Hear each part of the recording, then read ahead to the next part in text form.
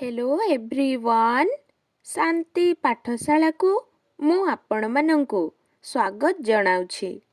आजिकार एक नूतन वीडियो रे आमे आलोचना करिबा एक सुंदर रचना परोपकार। जदि एबे पर्यंत आपण चैनल को सब्सक्राइब करि नाहंती तेबे सर्वप्रथमे सब्सक्राइब करिनियंतु एवं बेल आइकन टी को प्रेस करि दियंतु। चलंतु भिडियोटी को आरंभ करिबा।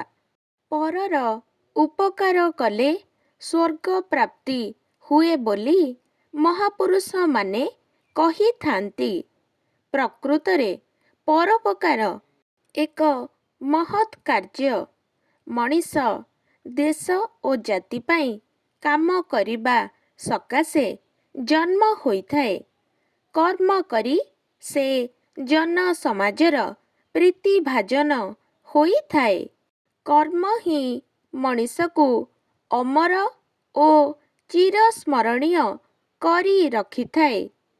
आमे आजी गांधी, गोपबंधु किंबा नेहरू, इंदिरा गांधी को स्मरण करुछे केवल सेमानंक कर्म रूपक अवदान पाई।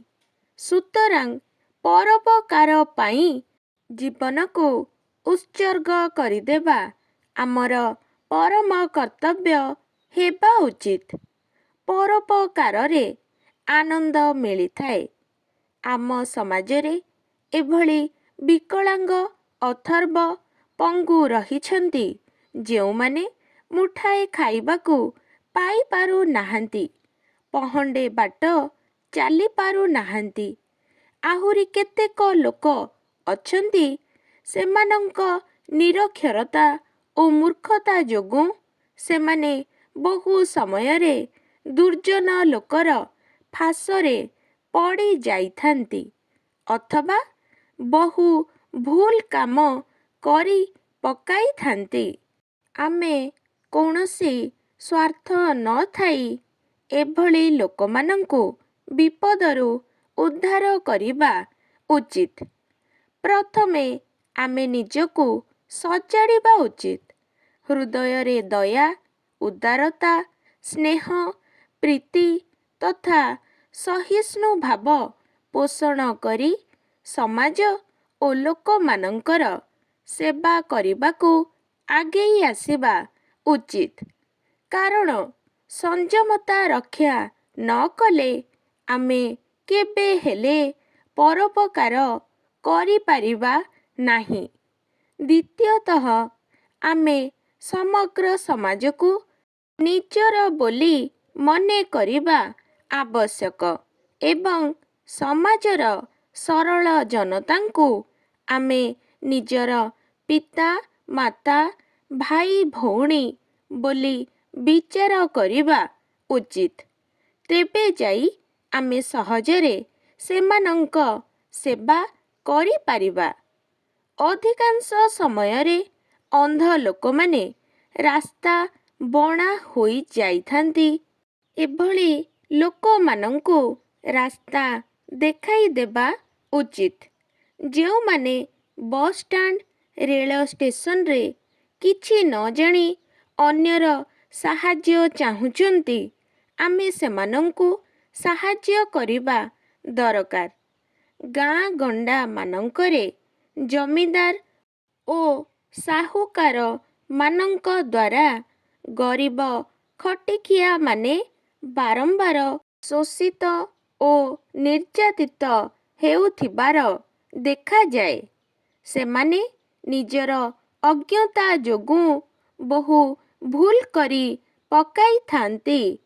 ए क्षेत्र रे आमे आगे आसी साहाय्य द्वारा सेमानंकु विपद मुक्त करिबा उचित। सेभली गाँ बा साहिरे स्वास्थ्य रक्षा नियम न जानी लोकमाने परिवेश को अपरिष्कार रखंती फलरे नानादी रोग व्यापे।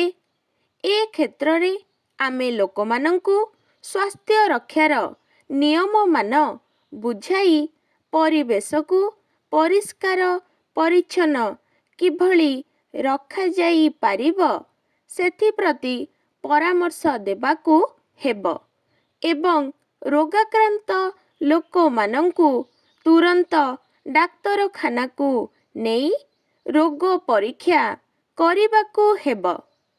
ପ୍ରାଥମିକ ଶିକ୍ଷା ସମ୍ପର୍କରେ ଲୋକମାନଙ୍କୁ ବୁଝାଇ ଛୋଟ ଶିଶୁମାନଙ୍କୁ ବିଦ୍ୟାଳୟକୁ ଯିବା ପାଇଁ ପ୍ରେରଣା ଓ ଉତ୍ସାହ ଯୋଗାଇ ଦେବା ଉଚିତ।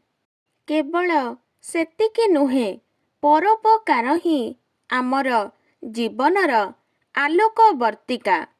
ତେବେ ଯାଇ ଆମେ ଅନ୍ୟମାନଙ୍କ ପାଇଁ କିଛି କାର୍ଯ୍ୟ କରିପାରିବା। ସମାଜ ବିରୋଧୀ ଲୋକମାନଙ୍କୁ କୁପଥରୁ ଫେରାଇ ଆଣିବା ମଧ୍ୟ ଆମ୍ଭର ଅନ୍ୟତମ ଦାୟିତ୍ୱ।